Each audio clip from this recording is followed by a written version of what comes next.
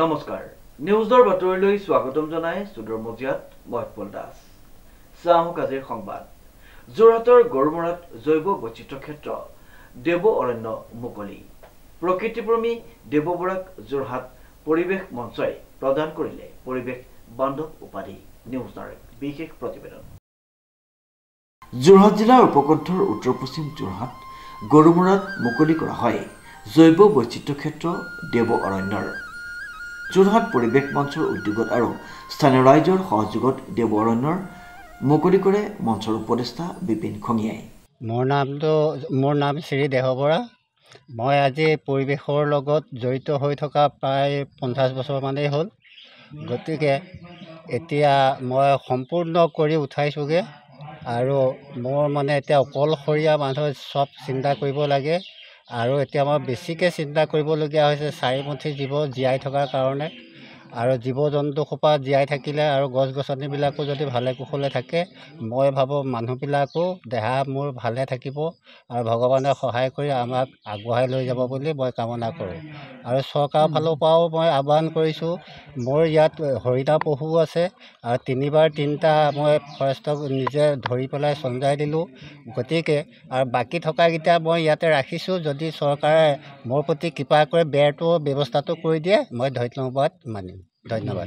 ইফালে স্থানীয় বিদ্যালয়ৰ ছাত্ৰ ছাত্ৰীসকলে সমাপ্ত সংগীতেৰে জীপাল কৰি তোলা অনুষ্ঠানত দেৱ অৰণ্যৰ স্বত্বাধিকাৰী তথা প্ৰকৃতিপ্ৰেমী দেহ বৰাক যোৰহাট পৰিৱেশ মঞ্চই বিশেষভাৱে সম্বৰ্ধনা জনোৱাৰ লগতে পৰিৱেশ বান্ধৱ উপাধি প্ৰদান কৰা হয়।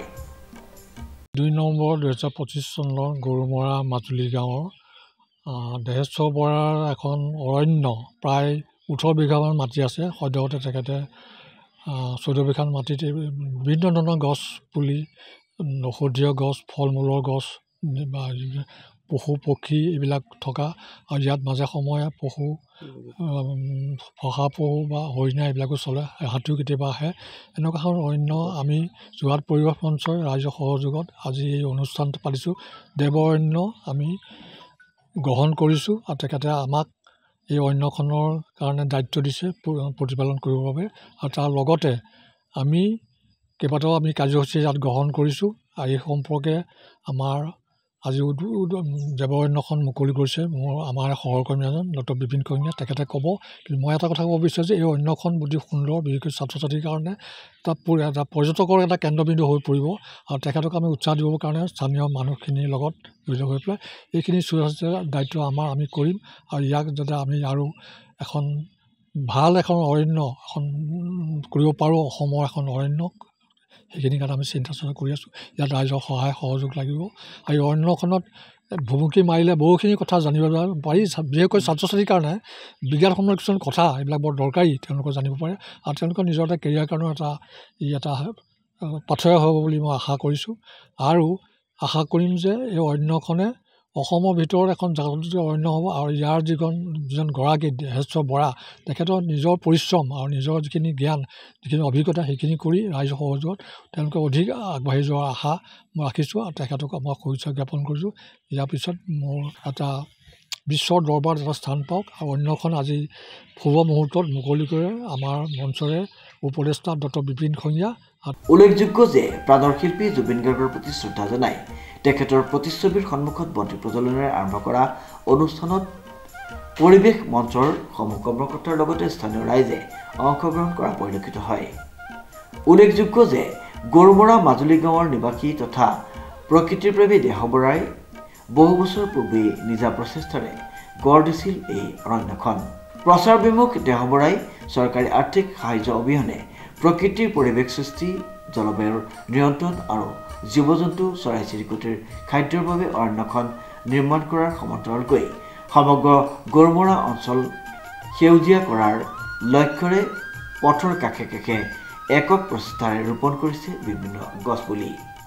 আজি এই দেহেশ্বৰ বৰাৰ তেওঁ এই সৃষ্টি কৰা যিখন অৰণ্য উপস্থিত সন্মানীয় পৰিৱেশ কৰ্মীসকল, নিউজ বাৰ্তা সন্মানীয় সাংবাদিকসকল, লগতে আজি এই অৰণ্য প্ৰতিষ্ঠাতা সন্মানীয় দেহেশ্বৰ বৰা ডাঙৰীয়াই তেখেতে দেহেকেহে এইখন অৰণ্য যে এখন সুন্দৰ অৰণ্য তেখেতে স্থাপন কৰিছে আজি এই অৰণ্যখনত আহি ভাল লাগিছে আৰু উদ্বোধন কৰিবলৈ পাই নিজকে মই সৌভাগ্যৱান ভাবিছোঁ আৰু তেখেতৰ এই কৃতিত্বৰ কাৰণে মই তেখেতক ধন্যবাদ আৰু উজ্জ্বল ভৱিষ্যত কামনা কৰিছোঁ।